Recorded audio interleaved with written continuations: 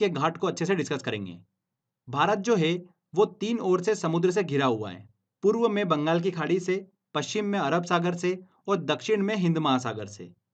भारत की मुख्य भूमि की तट रेखा की बात करें तो उसकी लंबाई कितनी है? 6100 किलोमीटर, 6100 किलोमीटर। और अगर द्वीपों के तट रेखा को मिला लें तो कुल देखिए कितनी लंबाई हो जाती है तटों की? 7516 किलोमीटर। ठीक है, वेरी वेरी इंपॉर्टेंट है। अगर बात करें कि भारत के कितने ऐसे राज्य हैं जो समुद्री तट से लगे हुए हैं, तो ध्यान रखिएगा 9 ऐसे राज्य हैं।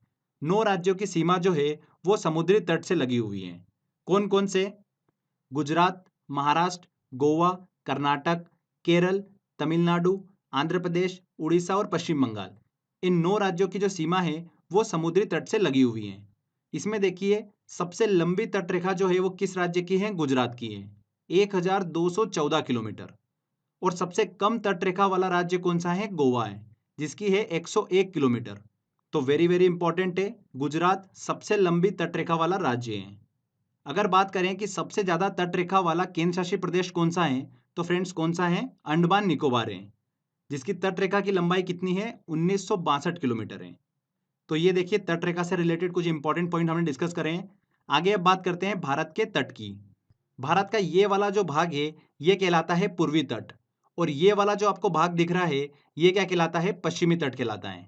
पूर्वी तट पर स्थित पर्वत श्रृंखला जो है उसे देखिए पूर्वी घाट, और पश्चिमी तट पर स्थित पर्वत श्रृंखला जो है उसे क्या कहा जाता है? पश्चिमी घाट कहा जाता है।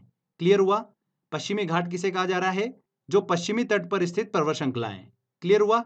पश्चिमी घाट को देखिए सह्याद्री पर्वत के नाम से जाना जाता है, और पूर्वी घाट को देखिए महेंद्रगिरी पर्वत के नाम से जाना जाता है। पश्चिमी घाट को सह्याद्री पर्वत और पूर्वी घाट को महेंद्रगिरी पर्वत के नाम से जाना जाता है। एक इंपॉर्टेंट चीज ध्यान रखिएगा कि ये जो घाट है ये एक्चुअल में देखिए पठारों की ढलानी है। ठीक है, तो ये एक इंपॉर्टेंट चीज है, आप इसको ध्यान रखिएगा। आगे देखिए इन पूर्वी घाट और पश्चिमी घाट से तट रेखा तक फैला 10 से 30 किलोमीटर तक का संकीर्ण मैदानी जो क्षेत्र है ये क्या कहलाता है? पूर्वी तटीय मैदान और पश्चिमी तटीय मैदान कहलाता है। क्लियर हुआ आपको? घाट किसे बोला जा रहा है, मैदान किसे बोला जा रहा है और तट किसे बोला जा रहा है? ठीक है, ये देखिए डाउट आपका क्लियर होना बहुत जरूरी है, जो कि हमने अच्छे से समझ लिया है। पश्चिमी तट की बात करते हैं फ्रेंड्स, तो इसे बेसिकली 4 भागों में बांटा गया है। गुजरात से लेकर दमन तक का जो भाग है इसे देखिए काठियावाड़ तट के नाम से जाना जाता है। किस नाम से? काठियावाड़ तट के नाम से। दमन से लेके गोवा तक का जो भाग है ये क्या कहलाता है? कोंकण तट के नाम से कहलाता है। और ये जो मैदान है ये कोंकण तटीय मैदान कहलाता है। गोवा से लेकर कर्नाटक तक का जो भाग है ये केंद्रा तट कहलाता है। कर्नाटक से लेकर केरल तक का जो भाग है ये क्या कहलाता है फ्रेंड्स? मालाबार तट के नाम से जाना जाता है।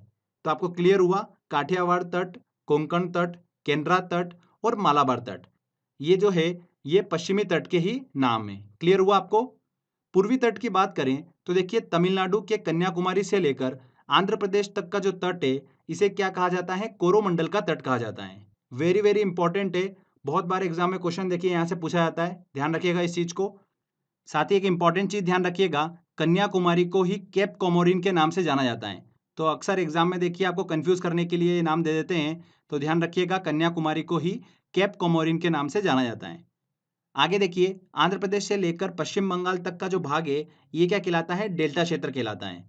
और इस क्षेत्र में फैले मैदान को किस नाम से जाना जाता है? उत्तरी सरकार के नाम से जाना जाता है। ये चीज भी आप ध्यान रखिएगा।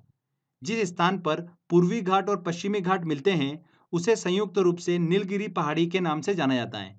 ध्यान रखिएगा, नीलगिरी पहाड़ियों के नाम से किसे जाना जाता है? जहां पर पूर्वी घाट और पश्चिमी घाट मिलते हैं। और फ्रेंड्स नीलगिरी पहाड़ियों की सर्वोच्च चोटी जो है वो कौन सी है? डोडा बेट्टा है। डोडा बेट्टा जो है वो नीलगिरी पहाड़ियों की सर्वोच्च चोटी है। नीलगिरी पहाड़ियों को पहाड़ियों की रानी के नाम से भी जाना जाता है। इसी पहाड़ी में प्रसिद्ध स्थान जो है देखिए टूरिस्ट प्लेस ऊटी जो है वो यहाँ पर ही स्थित है। क्लियर हुआ? नीलगिरी पहाड़ियाँ जो है जहाँ पर पूर्वी घाट और पश्चिमी घाट मिलते हैं वो पहाड़ियाँ जो है वो क्या कहलाती हैं? नीलगिरी पहाड़ियाँ कहलाती हैं। इस चीज को देखिए हम जब पर्वत वाला वीडियो डिस्कस करेंगे तो उसमें अच्छे से और डिस्कस कर लेंगे। आगे देखिए पूर्वी तटीय मैदान की नदियां जो है बेसिकली डेल्टा का निर्माण करती है, ये हमने देखिए नदी वाले लेक्चर में डिस्कस करा था। और पश्चिमी तटीय मैदान की नदियां जो है वो ज्वार नद मुख मतलब एस्चुरी का निर्माण करती हैं। तो डेल्टा क्या होता है और एस्चुरी क्या होता है ये हम देखिए नदी वाले वीडियो में अच्छे से डिस्कस कर चुके हैं। अगर आपने देखिए भारत की नदियों वाला वीडियो नहीं देखा है तो वीडियो देख लीजिए, वेरी वेरी इंपॉर्टेंट वीडियो है वो। वहाँ से देखिए 1-2 क्वेश्चन जो है एग्जाम में अक्सर पूछे जाते हैं, और उसी वीडियो में मैंने डेल्टा क्या होता है और ज्वार नदमुख मतलब एस्चुरी क्या होता है वो अच्छे से समझा रखा है। आगे देखिए एक इंपॉर्टेंट चीज, उड़ीसा के आसपास का जो तटीय मैदान है और महानदी का डेल्टा क्षेत्र जो है उसे फ्रेंड्स उत्कल मैदान के नाम से जाना जाता है। किस नाम से जाना जाता है? उत्कल मैदान के नाम से जाना जाता है।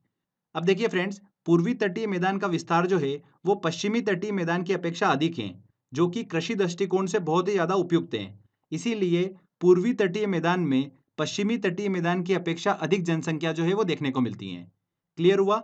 तो फ्रेंड्स देखिए, ये कुछ इंपॉर्टेंट पॉइंट्स हमने डिस्कस कर रहे हैं भारत के तट और भारत के तटीय मैदान से रिलेटेड। तो आई होप आपको समझ में आया होगा। चलिए अब क्वेश्चन की तरफ चलते हैं और सारे इंपॉर्टेंट क्वेश्चंस को हम सॉल्व करते हैं।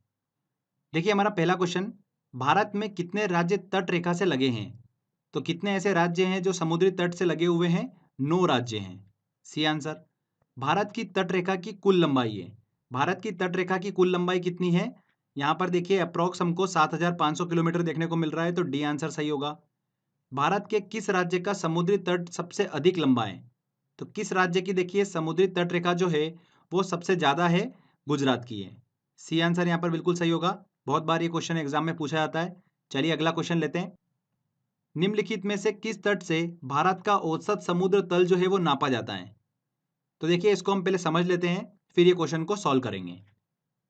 देखिए फ्रेंड्स, दुनिया में ऊंचाई नापने के लिए वैज्ञानिकों को एक ऐसे पॉइंट की जरूरत थी जो एक समान रहे, मतलब उसमें चेंजेस हमको देखने को ना मिले।